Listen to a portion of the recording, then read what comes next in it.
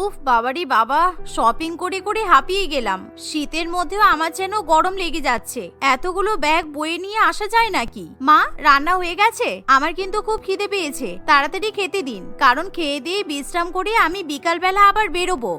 এমন করে অর্ডার করছো যেন তুমি কোনো রাজ্যের মহারানী। তুমি সকাল থেকে টই টই করে ঘুরতে বেরিয়ে পড়েছো, তাহলে রান্না বান্না করবেটা কে? তুমি জানো না এই শীতকালে আমি রান্নাঘরে গিয়ে রান্না করতে পারি না? তাহলে সকালবেলা ঘুম থেকে উঠে তুমি কোথায় গিয়েছিলে সেটা বলো।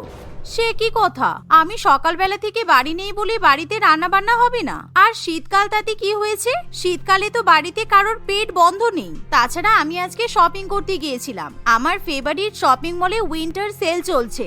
আর আপনি না হয় রান্না বান্না করতে পারেননি, তাহলে আপনার মেয়ের কি শীতে গতরে জং ধরে গেছে নাকি? ও রান্না বান্না করতে পারলো না? কিছুদিন পর তোমার ননদের বিয়ে, তোমার সেই দিকে খেয়াল আছে? তুমি বলছো ও এখন রান্না করবে? তোমার ননদের এখন বিয়ে উপলক্ষে শপিং করার কথা, আর তুমি ঘুম থেকে উঠে শপিং করতে চলে গেছো। আরে বাবা, এত কথা শোনানোর কি আছে? আমি কি শুধু আমার একার জন্যই শপিং করেছি নাকি? আমি এই বাড়ির সবার জন্যই শপিং করে নিয়ে এসেছি। এই দেখুন কত কিছু কিনেছি। গরিমা এই বলে একে একে তার শাশুড়ি মাকে শপিং করে নিয়ে আসা জিনিসগুলো দেখাতে শুরু করে। এমন সময় গরিমার ননদ নিশা সেখানে চলে আসে। এই যে প্রিয়াঙ্কা, দেখো তোমার বিয়ের মেহেন্দি, হলদি, আইবুড়ো ভাত অনুষ্ঠানের জন্য আমি উলের শাড়ি, শাল, সোয়েটার অনেক কিছু কিনে এনেছি। তোমার এমনিতেই ঠান্ডা লেগে যাওয়ার ধাত আছে, তাই এগুলো পরলে তোমার আর কষ্ট হবে না। তুমি এসব পরে স্টাইল করতে পারবে। ওয়াও বৌদি, এই শাড়িগুলো কি সুন্দর হয়েছে। আমি কতদিন ধরে ভাবছিলাম এরকম উলের শাড়ি আর শাল কিনবো, কিন্তু তুমি আমার জন্য কিনে নিয়ে এসেছো। আমি কিন্তু খুব হ্যাপি। হ্যাঁ ঠিক আছে, এত হ্যাপি হওয়ার কিছু নেই। আমি শপিং করে নিয়ে এসেছি, তাই রান্না বান্না করার সময় পাইনি। তুমি কিন্তু আজকে রান্না বান্না করো, না হলে আমি কিন্তু আর কখনো তোমার জন্য শপিং করে নিয়ে আসবো না। তাড়াতাড়ি রান্নাঘরে যাও আর ভালো ভালো খাবার রান্না করে নিয়ে এসো, আমার খুব খিদে পেয়েছে। হ্যাঁ বৌদি, এখনই যাচ্ছি। আমি যদি জানতাম তুমি আমার জন্য শপিং করে নিয়ে আসবে, তাহলে আমি সকালবেলাতেই রান্না বান্না করে রাখতাম। মা বলল যে তোর বৌদি শপিং করতে গেছে, দেখবি শুধু নিজের জন্যই জামা কাপড় কিনে নিয়ে আসবে। এসব কথা বলে আমাকে তোমার বিরুদ্ধে উস্কে দিয়েছিল, তাই আমি রান্নাঘরে যাইনি। নিশা এভাবে সত্যি কথা বললে তার মা সাবিত্রী দেবী খুবই বিপদে পড়ে, কারণ গরিমা তার শাশুড়ি মায়ের উপর খুবই রেগে যায়। অন্যদিকে নিশা রান্নাঘরে গিয়ে রান্নাবান্না করতে শুরু করে। সত্যি আমার ছেলের টাকাগুলোকে মুড়িয়ে খেতে তোমার খারাপ লাগে না বলো? তুমি আমার মেয়েকে কয়েকটা জিনিস দিয়ে খুশি করতে পারবে, কিন্তু আমাকে খুশি করতে পারবে না। আমার ছেলে কোন দুঃখে তোমাকে পছন্দ করে বিয়ে করে নিয়ে এসেছিল কি জানি, শুধুমাত্র টাকা পয়সার শ্রাদ্ধ করছো। নিশ্চয়ই আমার ছেলের মুড খারাপ ছিল, তাই তোমাকে দেখে পছন্দ হয়ে গেছে। না হলে সাধারণ মুডে থাকলে তোমার মতো মেয়েকে কেউ পছন্দ করবে না, শুধু শপিং করে টাকা নষ্ট করছে। আরে আমি আপনার মেয়ের বিয়ের কথা ভেবে কতগুলো কম্বল কিনে নিয়ে আসলাম, কোথায়? একবারও তো সেই বিষয়ে আমাকে প্রশংসা করছেন না। শীতে নিশার বিয়ে হচ্ছে, আত্মীয় স্বজনরা এসে কি আপনার মাথার উপর থাকবে, নাকি আপনার শাল জড়িয়ে ঘুমাবে? আমি তো বিশেষ করে আজকে মোটা মোটা কম্বল কিনতেই শপিং করতে গিয়েছিলাম। কম্বল কিনে নিয়ে এসে টাকা নষ্ট করার কোনো দরকার ছিল না, কারণ বিয়ের আগে আমার ছেলে কম্বল ভাড়া নিয়ে নিত।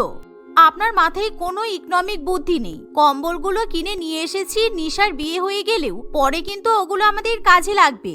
গরিমা এভাবেই তার শাশুড়িমা এবং ননদকে উল্টোপাল্টা কথা বুঝিয়ে দেয়, কিন্তু মনে মনে তার অন্য কিছুই চলতে থাকে।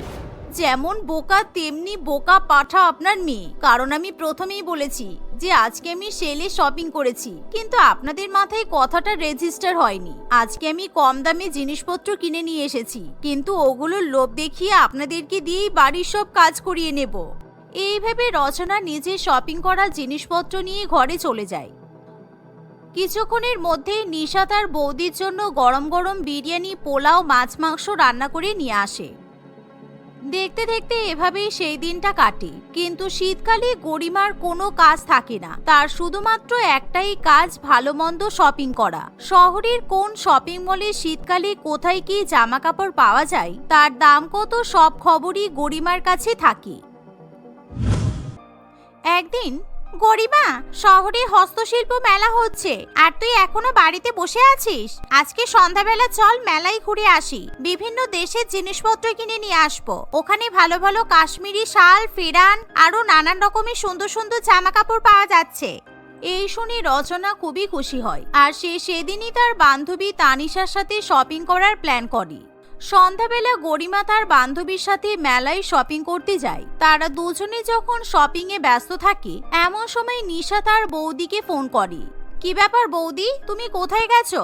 আমি তোমার ঘরে গিয়ে তোমাকে কতবার খুঁজলাম কিন্তু পেলাম না। আজকে আমার সাথে তোমার কিন্তু বিয়ের শপিং করতে যাওয়ার কথা ছিল। তুমি বললে যে আজকে সন্ধ্যাবেলা আমাকে নিয়ে শপিং করতে যাবে, তাই রান্না বান্না করার সময় পাবে না। সেই জন্য আমি রাত্রিবেলা সব রান্না বান্না করে রাখলাম, কিন্তু তুমি এখন কোথায় গেলে? আরে আমি একদম ভুলে গেছি জানো তো, তুমি কিছু মনে করো না। আসলে আমার বান্ধবী তানিশার শাশুড়ি মায়ের খুব শরীর খারাপ তো, এই শীতকালে মরো অবস্থা, তাই আমি এখানেই এসেছি। তোমাকে নিয়ে আমি পরে শপিং করতে যাব। এই বলে গরিমা ফোন রেখে দেয়। গরিমার মুখে এরকম মিথ্যা কথা শুনে তানিশা একেবারে অবাক হয়ে যায়।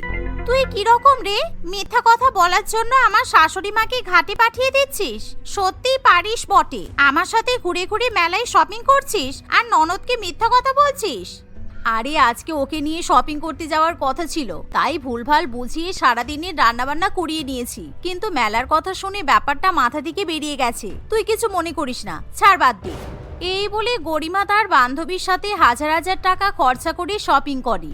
এভাবেই গরিমা শীতকালে এতটাই শপিং করে ফেলে যে তার ঘরে আর জিনিসপত্র রাখার মতো জায়গা হয় না।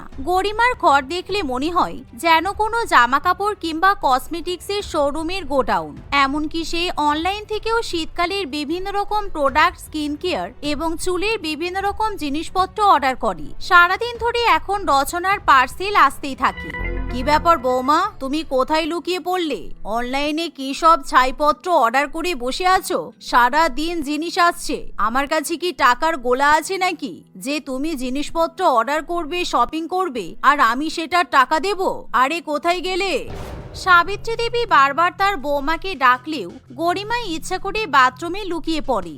আমি তো ইচ্ছা করেই ক্যাশ অন ডেলিভারি অর্ডার দিয়েছি, কারণ আমি জানি আপনার মেয়ে আর আপনার শপিং করার জন্য কালকে বিল্টু টাকা দিয়েছে, তাই এখন সেই টাকা দিয়ে আপনি পার্সেল নেবেন। আমি 1 টাকাও দেব না, আমি কিছুতেই এখন সাড়া দিচ্ছি না।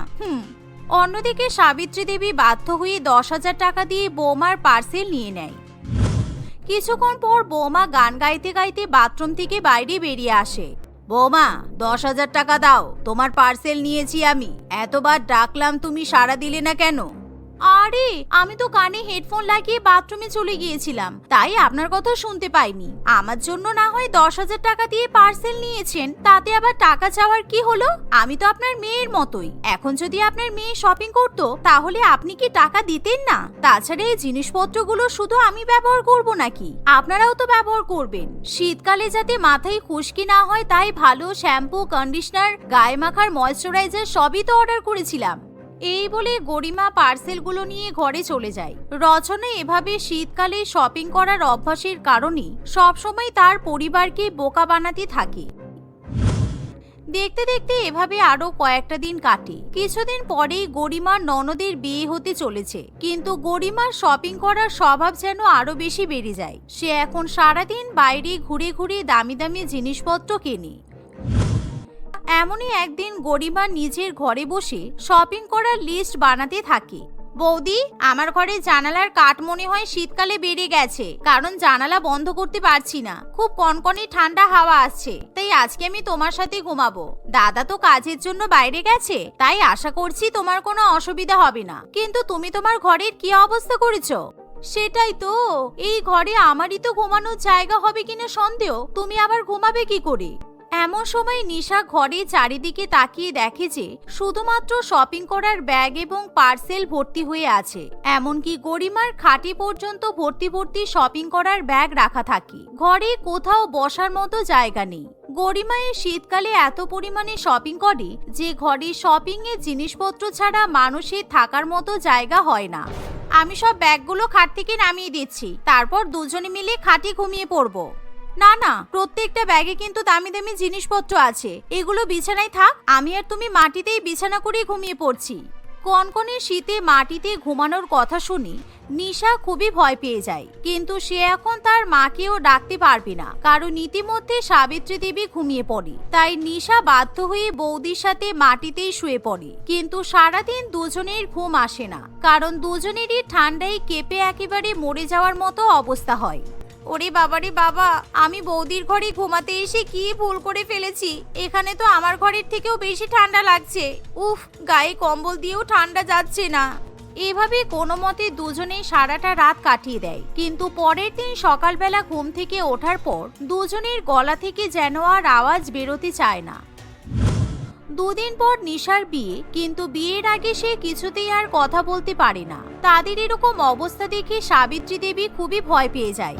দুদিন পর তোর বিয়ে, আর বিয়ের আগে গলার কি অবস্থা করেছিস? তোর তো গলা থেকে আওয়াজই বেরোচ্ছে না, এত ঠান্ডা লেগেছে। আর বৌমা, তোমারই বা এরকম অবস্থা হলো কি করে? কালকে আমি বৌদির ঘরে ঘুমাতে গিয়েছিলাম, কিন্তু বৌদির নিজের শপিং করা ব্যাগগুলোকে বিছানায় ঘুম পাড়িয়েছিল আর আমাকে মাটিতে ঘুমাতে দিয়েছিল, সেই জন্য আমাদের এরকম অবস্থা হয়েছে। নিশা সব কথা খুলে বললে সাবিত্রী দেবী তার বৌমার উপর ভীষণই রেগে যায়। তাই সে তার বৌমাকে খুবই বকাবকি করে, কারণ আজকে তার অতিরিক্ত শপিং করার জন্য তাদের দুজনের এরকম অবস্থা হয়।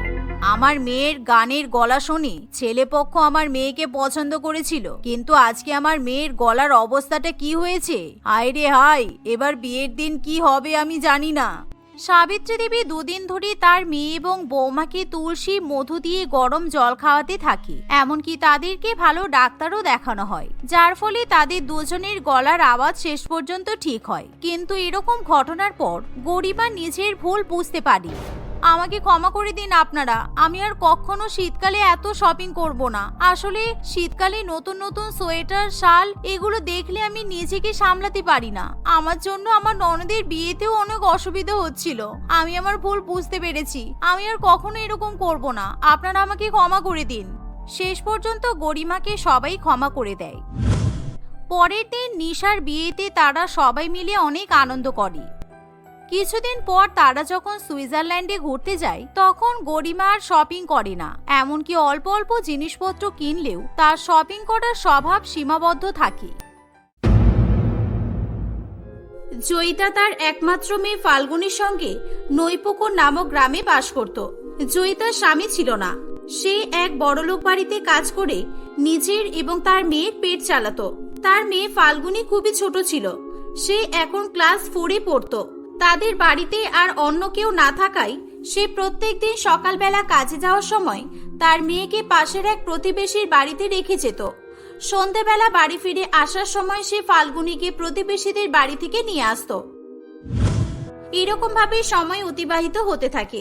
একদিন সকালবেলা, ফাল্গুনী তাড়াতাড়ি তৈরি হয়ে নে আর বল্টি কাকিমাদের বাড়িতে চলে যা। বল্টির মেয়ের সঙ্গে সময় মতো স্কুলে চলে যাবি, কেমন? আর স্কুল থেকে বাড়ি এসে বল্টিদের বাড়িতেই থাকবি কিন্তু। বল্টি বলছিল কদিন আগে তোরা নাকি কোথায় ঘুরতে গিয়েছিলি। না মা, আমরা কোথাও ঘুরতে যাইনি। ওই শম্পা আমাকে ওর পিসির বাড়িতে নিয়ে গিয়েছিল, তাই জন্য আমাদের বাড়ি আসতে দেরি হয়ে গিয়েছিল। কিন্তু মা, আজকে তো বল্টি কাকিমারা বাড়িতে নেই, তুমি আমাকে ওদের বাড়িতে যেতে বলছো যে? আর আমাদের স্কুল তো ছুটি, তুমি ভুলে গেলে? বাড়ি নেই, কোথায় গেছে জানিস কিছু? হ্যাঁ, আমাদের স্কুল থেকে 10 দিনের ছুটি দিয়েছে বলে শম্পার বাবা মা ওকে নিয়ে ওর মামার বাড়িতে ঘুরতে গেছে। ওরা 10 দিন পর বাড়ি আসবে। সে কি, তাহলে তোকে কার ভরসায় রেখে যাব? পাড়ার তো আর কেউই সেরকম ভাবে আমাদের সঙ্গে মেশে না, তোকে আমি একা ছেড়ে কিভাবে যাই বলতো? তুই এক কাজ কর, চল আমার সঙ্গে কাজের বাড়িতেই চল। আমি কাজ করব আর তুই বসে থাকবি। তুই বই খাতাগুলো নিয়ে নে, শুধু শুধু বসে না থেকে পড়াশোনা করবি। এই বলে জয়িতা তার মেয়েকে নিয়ে কাজের বাড়িতে চলে যায়। জয়িতা নন্দিনীর বাড়িতে কাজ করত। নন্দিনী খুবই বড়লোক হওয়ায় সে খুবই অহংকারী এবং বদমেজাজি ছিল। সে তার স্বামী এবং 2 ছেলে মেয়ে রাজা ও রানীর সঙ্গে বাস করত। সে গরিবদের সঙ্গে খুবই বাজে ব্যবহার করত। জয়িতার সঙ্গে তার মেয়েকে দেখতে পেয়ে সে খুবই রেগে যায়। কি রে, তুই তোর মেয়েকে সঙ্গে করে নিয়ে এলি কেন? একে কি জন্য এনেছিস? আসলে ম্যাডাম, আমার মেয়েকে দেখার মতো বাড়িতে কেউ নেই। আমি পাড়ায় একজনের কাছে একে রেখে আসতাম, কিন্তু তারাও বাড়িতে নেই, তাই জন্য বাধ্য হয়ে আমি একে নিয়ে এলাম। কেন, মামার বাড়ির আবদার নাকি? আর তোর মেয়েকে নিয়ে আসার আগে একবার আমার অনুমতি নেওয়ার প্রয়োজন মনে করলি না? তুই জানিস না বাড়িতে চারিদিকে নানান রকমের দামি দামি জিনিস রাখা আছে? তোর মেয়ে যদি কোনো জিনিসে হাত দিয়ে নষ্ট করে দেয় তাহলে কি হবে?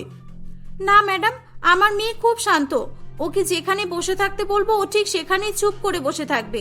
আপনি এই নিয়ে কোনো চাপ নেবেন না। ফাল্গুনি, যা ওই সোফার উপর গিয়ে বসে পড়। কোনো দুষ্টুমি করবি না, কেমন? এই এই, সোফার উপর বসবে কেন? তুই কি পেয়েছিস রে কি? হ্যাঁ, এই বাড়ির মালকিন তুই না আমি। এখনই আমার ছেলে মেয়েরা নিচে নেমে আসবে আর এখানেই বসবে। তোর মনে হয় তোর মেয়েকে সোফাতে বসে থাকতে দেখে আমার ছেলে মেয়েরা তোর মেয়ের পাশে বসবে? আর তোর মেয়ের জামা কি নোংরা, একে দেখেই তো আমার ঘৃণা করছে। চুপচাপ এই নিচে মেঝেতে বসে থাক, আর কোনো জিনিসে যদি হাত দিয়েছিস তাহলে তোর খবর আছে। নন্দিনীর কথা শুনে ফাল্গুনি ভয়ে ভয়ে ঘরের এক কোণে চুপটি করে বসে পড়ে। কিছুক্ষণ পর নন্দিনীর দুই ছেলে মেয়ে রাজা এবং রানী সেখানে এসে সোফাতে বসে পড়ে। মা, খিদে পেয়েছে, খেতে দাও তাড়াতাড়ি। হ্যাঁ, এই তো, এই নে, তোদের বাবা আজকে তোদের জন্য পিৎজা কিনে এনেছে। নে, গরম গরম আছে, খেয়ে নে তাড়াতাড়ি। দুজনের জন্য আলাদা আলাদা পিৎজা আছে, ঝগড়া করবি না কিন্তু। Wow, pizza! থ্যাংক ইউ মা। আজকে আমার সকাল থেকে পিৎজা খাওয়ার খুব ইচ্ছা করছিল। মা, এই মেয়েটা কে গো? তুমি ফকিরের মতো দেখতে এই মেয়েটাকে বাড়ির মধ্যে ঢুকতে দিয়েছো কেন? আরে, এটা তোদের কাজের মাসির মেয়ে। ঢং করে নিজের মেয়েকে আজকে কাজে নিয়ে এসেছে। তোরা ছাড় তো, পিৎজা খেয়ে নে। রাজা ও রানী দুজনেই মজা করে পিৎজা খেতে থাকে। ফাল্গুনি পিৎজা জিনিসটা কি কখনোই নাম শোনেনি, আর নাইবা পিৎজা কখনো খেয়েছিল। তাই পিৎজা জিনিসটা কি তা জানার খুবই ইচ্ছা করে। সে অনেকক্ষণ ধরে রাজা ও রানীর দিকে তাকিয়ে থাকে। সে সাহস করে তাদের বলে, দিদি, পিৎজা মানে কি গো? এই পিৎজাটা কি দিয়ে তৈরি হয়? তুই পিৎজা মানে জানিস না? ছি ছি ছি, তোর তো মরে যাওয়া উচিত। ও, তুই জানবি বা কি করে? তোরা তো খুব গরিব। তোরা জানবি না সেটাই তো স্বাভাবিক। পিৎজা মনে হয় জীবনে প্রথমবার চোখে দেখছিস, তাই না? তুই খাবি পিৎজা? না না, আমি খাবো না। আমি এমনি শুধু তোমাদের জিজ্ঞাসা করলাম। আমার মা দেখলে আমাকে বকবে।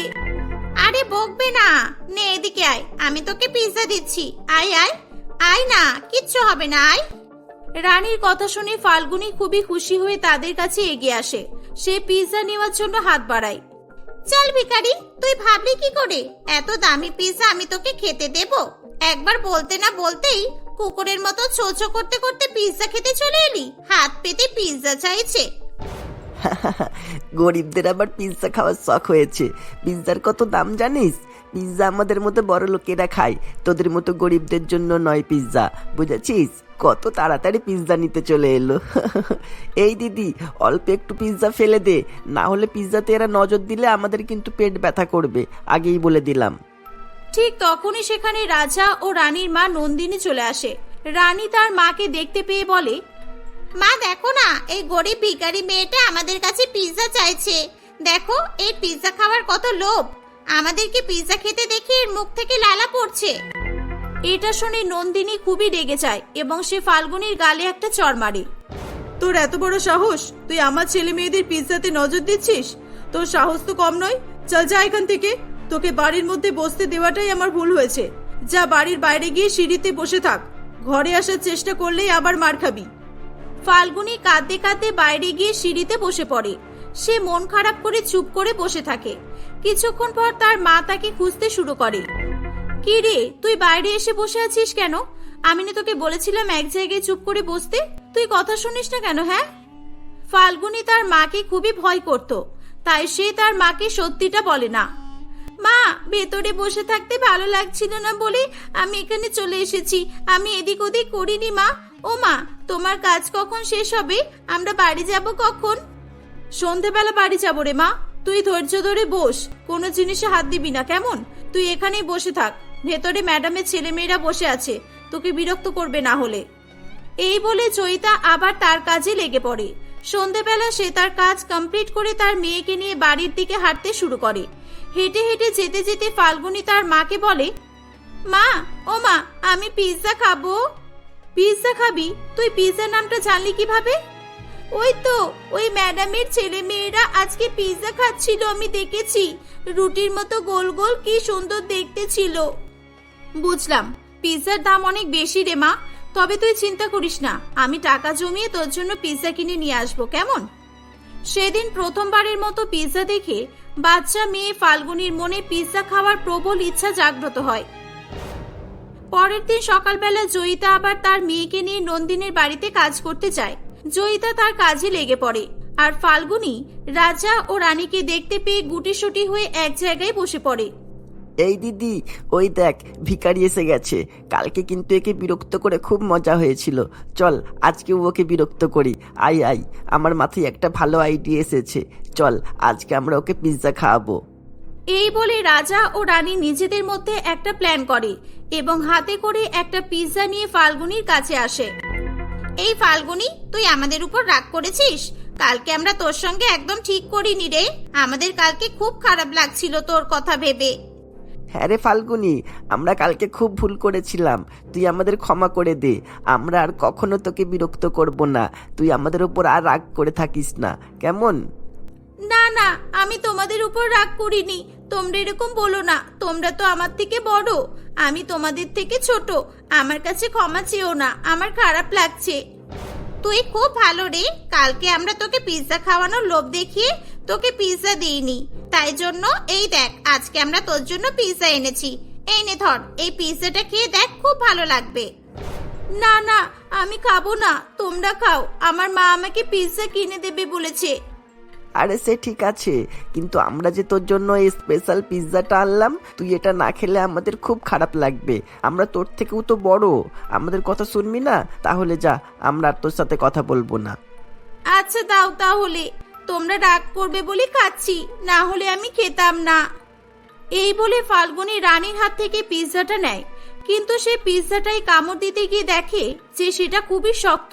আসলে রাজা ও রানী দুজনে মিলে প্ল্যান করে ফাল্গুনিকে বিরক্ত করার জন্য একটা প্লাস্টিকের তৈরি নকল পিৎজা খেতে দিয়েছিল।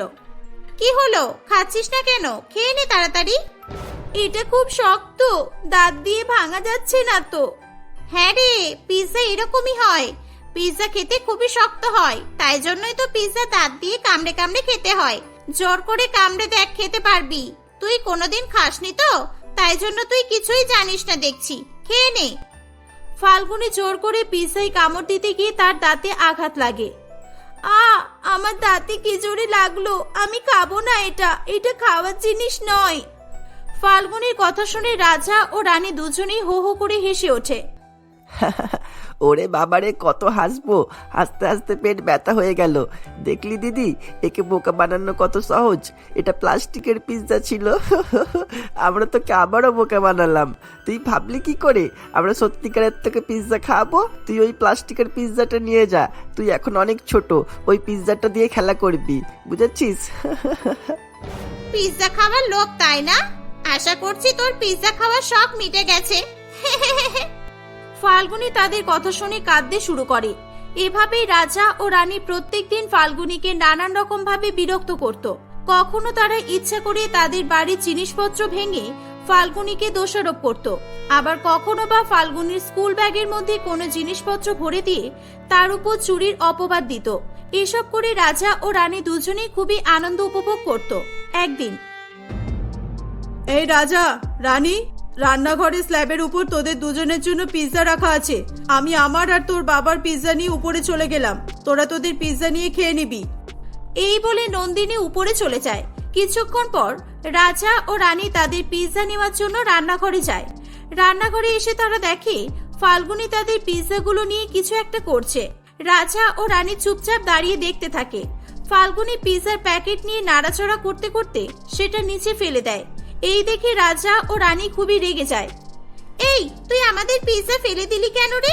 মা, তাড়াতাড়ি এদিকে এসো, এই দেখো চোর ধরা পড়েছে। রানীর কথা শুনে তার বাবা মা সেখানে ছুটে আসে, সেই সঙ্গে জয়িতাও সেখানে চলে আসে। মা দেখো, আমি বারবার বলতাম না এ আমাদের বাড়ির জিনিসপত্র চুরি করে, তুমি তো বিশ্বাস করতে না। দেখো, এ আজকে পিৎজা চুরি করতে যাচ্ছিল, আর এই আমাদেরকে দেখতে পেয়ে পিৎজা দুটো স্ল্যাবের উপর থেকে নিচে মেঝেতে ফেলে দিল, যাতে আমরা পিৎজাটা খেতে না পারি। দুটো পিৎজাই নষ্ট করে ফেললো। এটা শুনে নন্দিনী কোনো কথা না বলে ফাল্গুনিকে মারধর করতে শুরু করে। ফাল্গুনি কিছু না বলে চুপচাপ কাঁদতে থাকে। ম্যাডাম, একে মারবেন না, নিশ্চয়ই কিছু একটা ব্যাপার আছে, না হলে আমার মেয়ে কিছুতেই কাউকে কিছু না বলে খাবারে হাত দেবে না। নন্দিনী, তুমি থামো প্লিজ। আগে বাচ্চা মেয়েটা কি বলতে চাইছে শোনো, একবার শুনে নাও। আচ্ছা এই মেয়ে, তুমি বলো তো, তুমি পিৎজাগুলো নিয়ে কি করছিলে, আর তুমি পিৎজাগুলো নিচে ফেলে দিলে কেন? ফাল্গুনি কাঁদতে কাঁদতে বলে, কাকু, আমি রান্নাঘর থেকে জল নিতে এসেছিলাম, তখন আমি দেখলাম পিৎজার প্যাকেটের মধ্যে একটা ইঁদুর ঢুকে গেছে। আমি পিৎজার প্যাকেট থেকে ইঁদুরটাকে বের করার চেষ্টা করছিলাম, আমি ইঁদুরটাকে বের করতে পারিনি, ইঁদুরটা আমার হাতে কামড়ে নিয়েছে, আর তাই জন্যই আমি পিৎজাটা নিচে ফেলে দিয়েছি, কারণ ইঁদুরটা তো পিৎজাটা নষ্ট করে দিয়েছে। এই পিৎজাটা যদি কেউ খায় তাহলে তো তার শরীর খারাপ করবে। ফাল্গুনির কথা শুনে নন্দিনী তার ভুল বুঝতে পারে। দেখলে, তুমি বেকার বেকার বাচ্চাটাকে এত মারধর করলে। এত ছোট্ট মেয়ের মাথায় কত বুদ্ধি, এ চাইলেই কিছু না করে এখান থেকে চলে যেতে পারতো তো, কিন্তু আমাদের ছেলে মেয়ের কথা চিন্তা করেছে। আমাকে ক্ষমা করে দে রে মা, আমি না জেনে তোর উপর হাত তুলেছি। এর আগেও আমি তোর সঙ্গে অনেক বাজে ব্যবহার করেছি। তুই সত্যি খুবই ভালো মেয়ে। তুই যদি পিৎজাটা নিচে না ফেলে দিতিস তাহলে হয়তো আমাদের ছেলে মেয়ে এই বিষাক্ত পিৎজাই খেয়ে নিত। আজ থেকে তুই আমার মেয়ের মতোই। জয়িতা, তোর যখন ইচ্ছে তুই তখন তোর মেয়েকে আমাদের বাড়িতে নিয়ে আসবি। ফাল্গুনি, তুই আমাদেরও ক্ষমা করে দে, আমরা আর কখনো তোকে বিরক্ত করব না। মা, তুমি আমাদের জন্য পিৎজা অর্ডার করো, আর ফাল্গুনির জন্য পিৎজা অর্ডার করবে। নন্দিনী সবার জন্য পিৎজা অর্ডার করে। তারা সবাই মিলে একসঙ্গে বসে মজা করে পিৎজা খায়। প্রথমবারের মতো পিৎজা খেয়ে ফাল্গুনি খুবই খুশি হয়।